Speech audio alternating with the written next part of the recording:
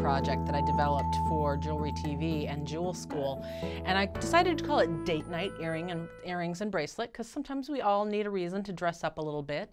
It has a bunch of crystals action going on, and you know, it's really sparkly and fun, and it just makes me happy. I couldn't decide whether to make it earrings or make it a bracelet, so I decided to do both. Why not? It's really pretty much the same technique, and it's just that with the bracelet, you're attaching more of the segments together. So let me show you a close-up of the earrings here. So this is the set of earrings that I showed Jewelry TV when I was showing them the project and to get their approval. I absolutely love and adore these. I think they're so cute. You're going to notice that there's two different components in this earring. One of them doesn't have this extra row of crystals along the outside. So it makes a smaller one here and a larger one here. And so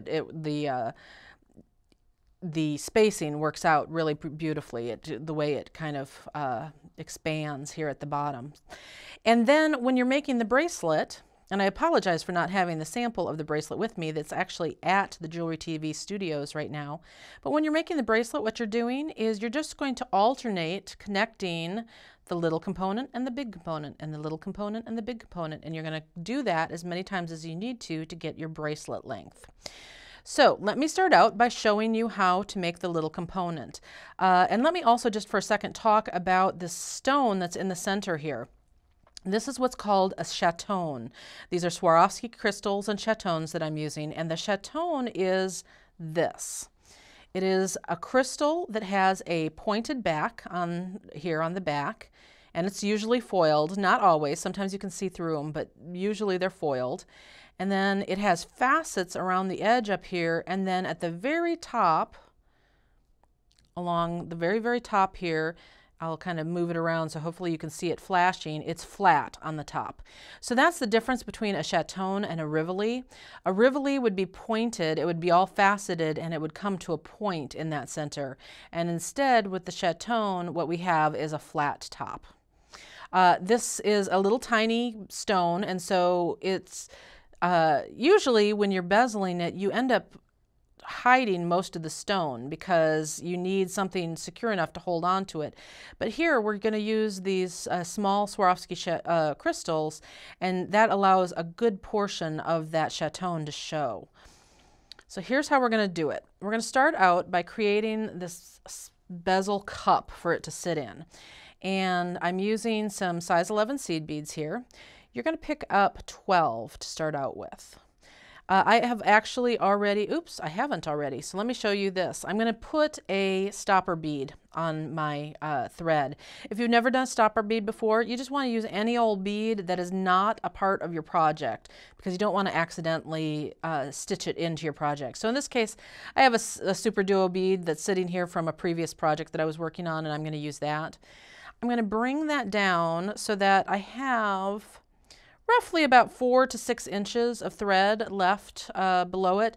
Actually, I'm going to go ahead and say 6 inches of thread left below it because we're actually going to use that tail thread to add one more round of beads when we're ending off the thread. So let's make sure that that's 6 inches. We don't want to cut it too short because then you're going to have a heck of a time getting that last row of beads in there. Then you're going to pass through that same hole again. So you're going in a circle around that hole, and the thread will show on the outside, but that's okay because this is just a temporary bead that we're going to get rid of later. So don't worry too much about the fact that that thread is showing, okay? That's just to keep our beads on as we go ahead and get this started. So now we're back to these seed beads, and we will pick up 12 of them. Oops. 4, 5, 6, 7, 8, 9, 10, 11, and 12. Okay.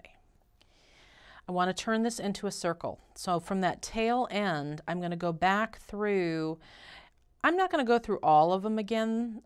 Usually I do, but in this particular case, because we've got that stopper bead on there, we don't really have to worry about it too much. So I'm just going to go through 3 or 4. It totally doesn't matter how many you go through. I actually went through 3. I'm just going to go through a couple more. Okay. So then now we're ready. We've got our circle. We're ready to start our next round as we create this bezel. So we're going to stay with the same size 11 seed beads, and we're picking up 3 seed beads. You are going to skip 1 bead past where your thread is coming out, and then you're going to pass through the next bead. So there's going to be 1 skipped.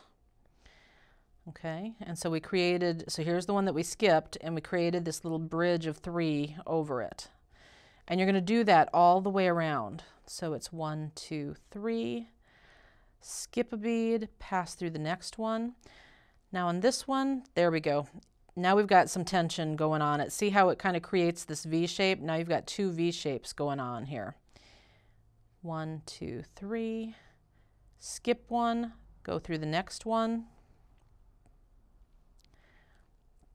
You can kind of loosen this stopper bead up to get it out of the way as you're getting into those beads that are over by there. 1, 2, 3, skip one, pass through the next one. A couple more to do here. This is really a quick thing. The bezeling of this works up so fast. Skip one, go through the next. And here we are on our last set. So we're picking up 3. We're skipping 1, and we're going through the next.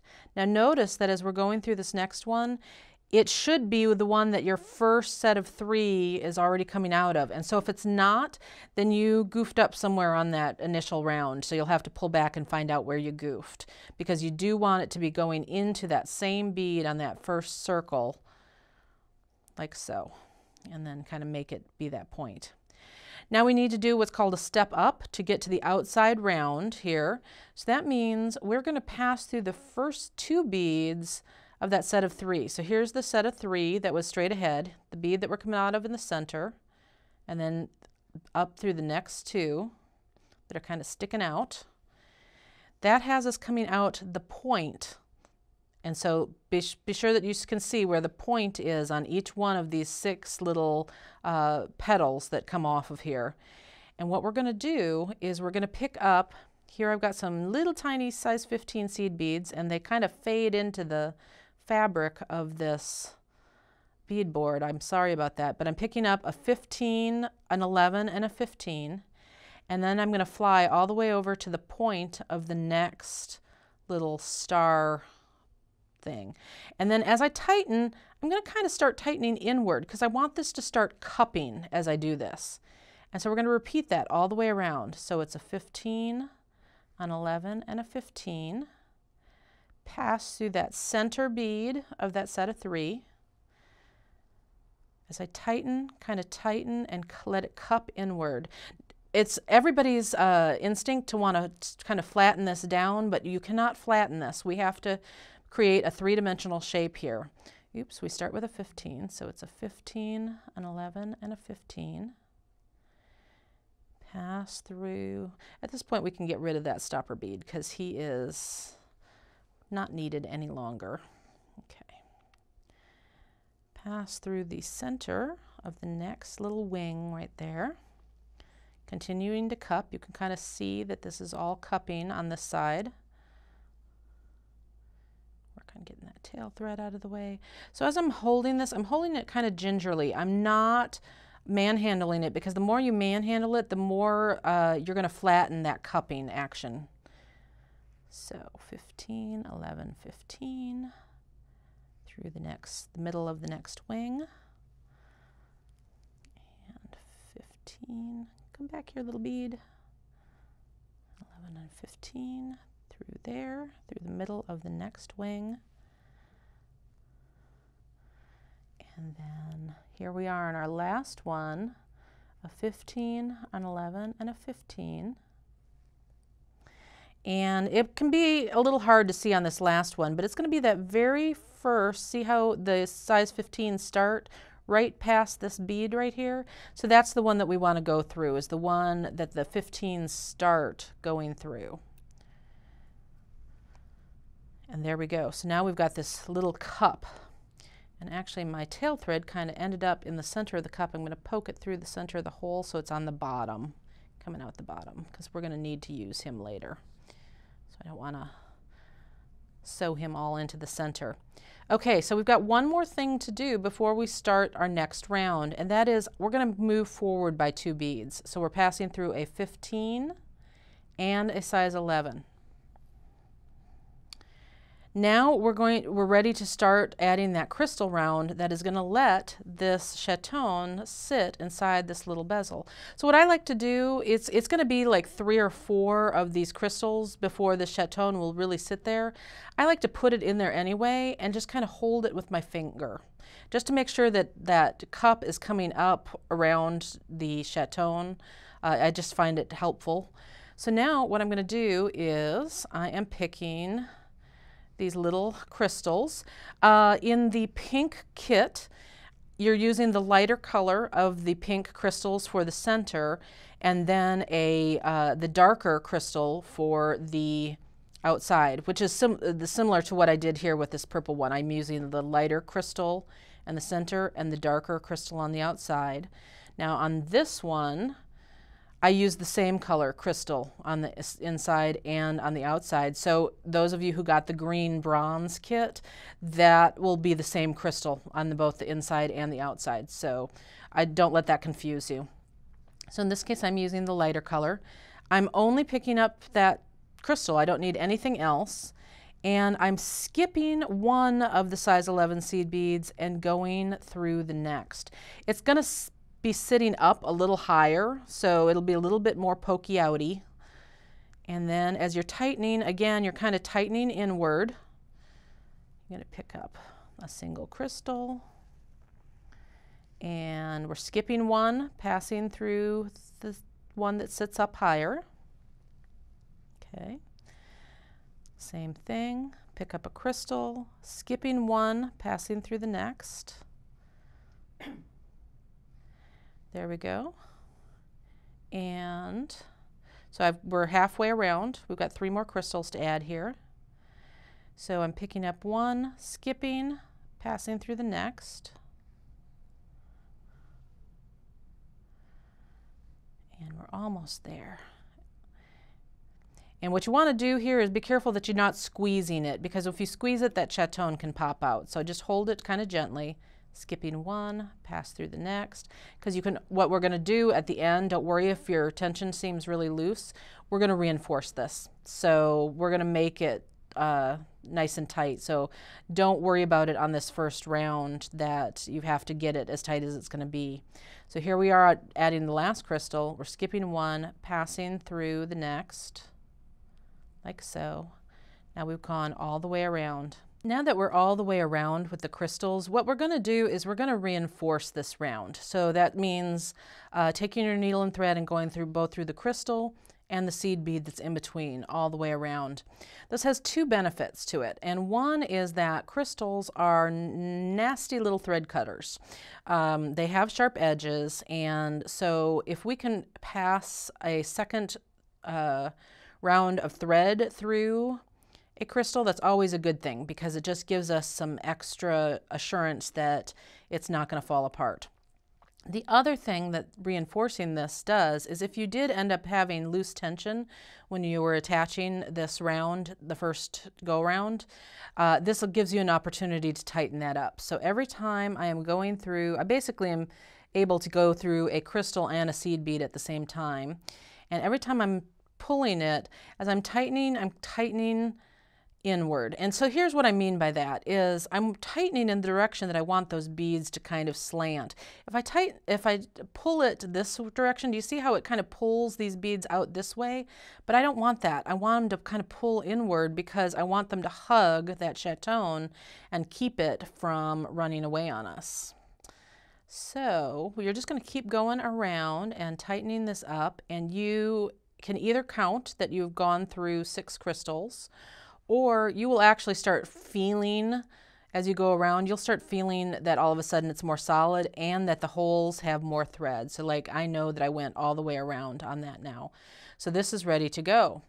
You'll notice that this is basically your finished component of the small component.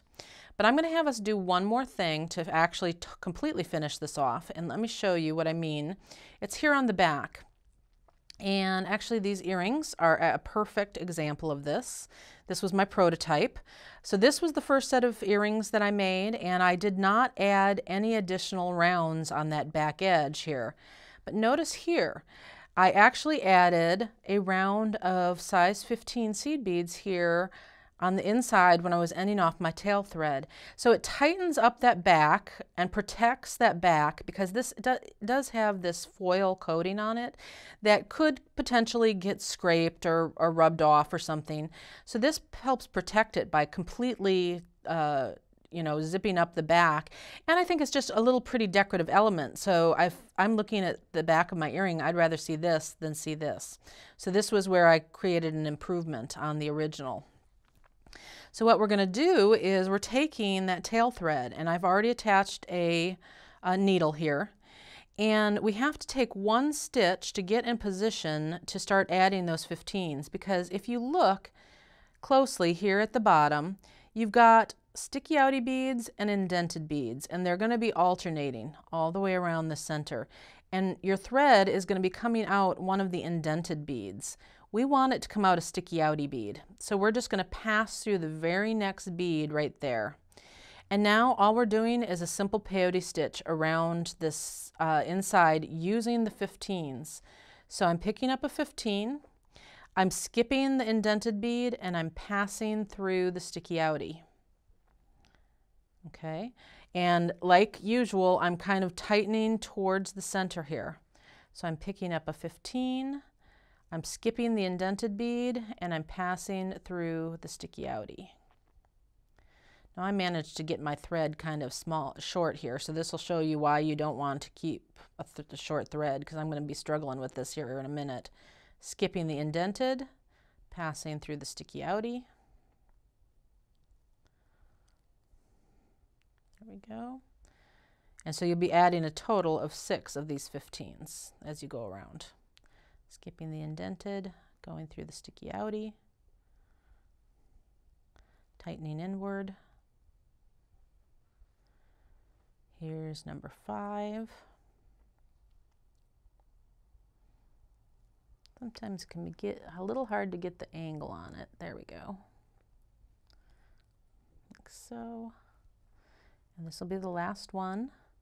Skipping the indented, going through the sticky outy. And when I go through the sticky outy this time, I'm also going to pass through that very first 15 that's right next door to it. If I can. I might have to, yeah, I'm going to have to take 2 stitches to make that happen. If you can get it through, then that's great. But I'll have to now go through the 15.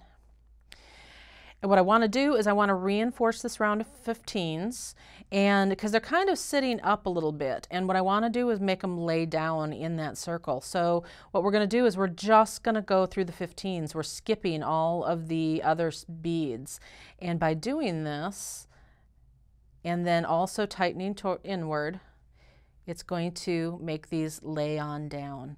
There will be a little bit of thread showing. Don't worry about it, because remember that you're looking at this as you're working on this, 3 inches from your eyes.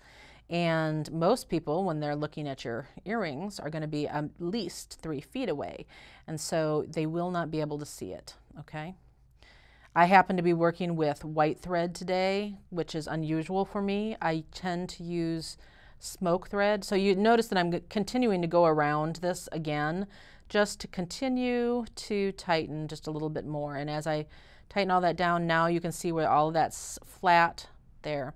Anyway, so I normally use smoke thread just for this very reason, because smoke thread will recede into the background a little bit more. The white thread, you just notice just a smidge more. But even with having said that, I am now about 2 feet away from this, and I can't see that thread. So, you know, don't stress about it. What I would do at this point, you can continue to reinforce that, and then you can weave through the beads to end this thread off completely. Although really, having gone around in this circle a couple of times will be enough that you'll be able to just clip this tail thread off. So if you are making one of the smaller components here, you're done and you're ready to go ahead and end your working thread off. If you then need to make one of the bigger components, there's going to be one more round that you have to do. So let me show you how we will add one more round. Get this little extra needle out. You're going to have to get in position to add that next round of seed beads and crystals. And what you want to do is you're coming out of a seed bead here in between the two crystals. There's going to be a 15 right below it and a 11 right below that. So there's two beads on a diagonal, and we're going to pass through both of those beads. So through the 15 and the 11, kind of on a diagonal towards the center of this little bezel that we created. And you'll notice then that we kind of have this bridge area this area that we can bridge from the 11 here at the center where everything comes together. And then there's this opening right here, and then here's another kind of sticky outy 11 over here. That's what we're going to do, is we're going to create these bridges from these little sticky outy 11s all the way around the center. So what we're going to do, we're picking up an 11 and another crystal. In this case, because I'm using the two-toned crystals, I'm using the darker crystal, and then another 11. And I'm just going to pass through that next sticky outy seed bead right there. And you're just going to do that all the way along. So it's a seed bead, a crystal. Come on, baby. There we are. And a seed bead. And then passing through the next sticky outy that's straight ahead. So you'll add a total of 6 this way. Like so. 1, 1, and 1 through the next sticky outy, and 2 more to add here.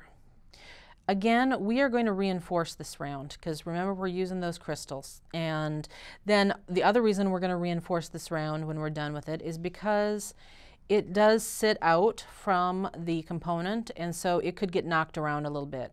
So here I am adding the very last one, and I'm going to pass through that very first seed bead before, here's my seed bead, crystal seed bead of that bridge. So I'm passing through the lower one that's part of that initial round, like so. And there we are, our component. But now I want to reinforce that whole pathway.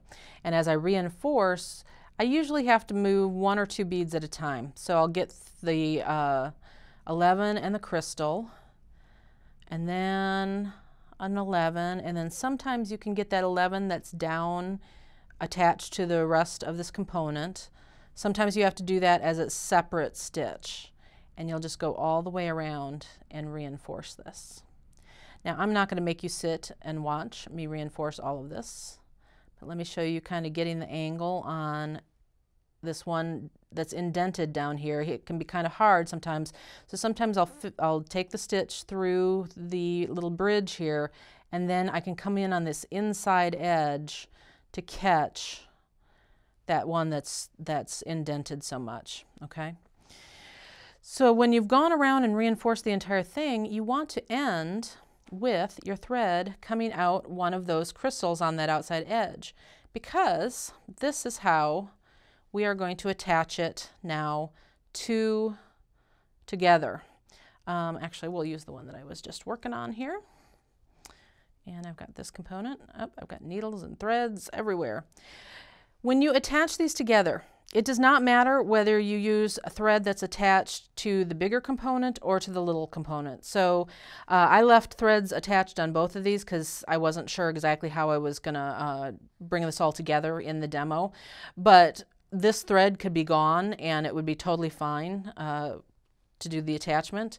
And the attachment is super simple. So we're going to attach this crystal to, remember how when we attached that seed bead, crystal seed bead, we used one of these sticky outy seed beads here on this outside edge between kind of these valleys here. We're going to attach to that seed bead. So what we're going to do is we're going to pick up a seed bead. We're going to pass through one of those little sticky outy valley guys. Let's see here. Get this thread out of the way so that it's not, there we go. Okay. Like so. And I'm going to just not tighten this all up so you can kind of see what's going on. So here's the seed bead that I just added. I'm going to pick up one more for this side, and now I'm going to pass back through the crystal that I originally came out of over there. And then, so here's kind of the top crystal. Here's, I'm sorry, the top seed bead that I added, the second seed bead I added. Here's the crystal I originally came out of, and there's a little seed bead on the center of the smaller component. And we're just going to tighten that on up, and there's our connection right there. Now, because this is a connection, you want to reinforce this. And my rule of thumb is I like to have 3 passes of thread through here. So what I'm going to do, I find it easier to do the reinforcement from the back side. And so now I'm coming out of the crystal. I'll just come up that seed bead that I added, through the seed bead that I was attached to on the smaller component, back up on this side, through the crystal, and then go around at least one more time after I've done this. And then you can take this thread and end it off in either one of these components. Let me show you how I end off this thread though, because I haven't shown that. So what I would do if I'm ready to end this thread off is now I'm going to get back to where the bezel of the chaton is. And so I like to do this on the back. And I'm just passing through beads, making sure that my thread is hidden as I do so. I'm going through beads that are sitting right next to the ones that I'm coming out of. So here we'll go through this guy. Now I can start working my way kind of backwards. So I'll go here because it's kind of oriented towards the back. Oop, come back here. Not a lot to hold on to, so they want to kind of run away on us. Okay, there we go. And then I can come over here. So I'm basically just kind of trying to weave around. Now here, let's change direction. So I'm coming out of this bead in this direction. I can come immediately through this 15 in the opposite direction, and look what happens. My thread is going to sit in that intersection right between the two of these because they're sitting right side by side. So that's a perfect opportunity to do a turnaround. And if you turn around and change directions 1 or 2 times, you're never going to have a problem with this coming apart. So here I am in another spot where I've got a 15 and an 11 sitting side by side. Let's do a turnaround and move a couple more beads away from that turnaround, like so. And then I'm ready to clip this thread off. Voila. And there is that very first connection. And so this is an earring that's ready to go. When you go to add the loop on the top to attach it for your ear wire, remember our friend here, the little 11, that's kind of the sticky outy 11. We're just going to pick the sticky outy 11 that's opposite of where we did the attachment. So here's the sticky outy 11 here. Here it is opposite. And then I just picked up a loop of size 15 seed beads. It looks like there are 7 of those size 15 seed beads. And I just created the loop and reinforced it a couple times that way. You're going to do the same thing with your clasp on the bracelet. So on one end you would attach your toggle bar section, and on the other end you would attach your toggle loop section, and that is exactly how you make the bracelet. So the earrings and the bracelet are assembled almost identically. It's just that there's a whole bunch more of the components with the bracelet. So it's really a very simple project, and it's something that even beginners can do, and you get all this fabulousness. And I know, all your friends are going to want you to make some for them too. Maybe they can have a pair of earrings for their birthday. What do you think? You could be nice. I hope you enjoy making these, and please send me pictures. If you've got questions, my email will be available for you. So you have ways to contact me if you need any help. And in the meantime, happy beading.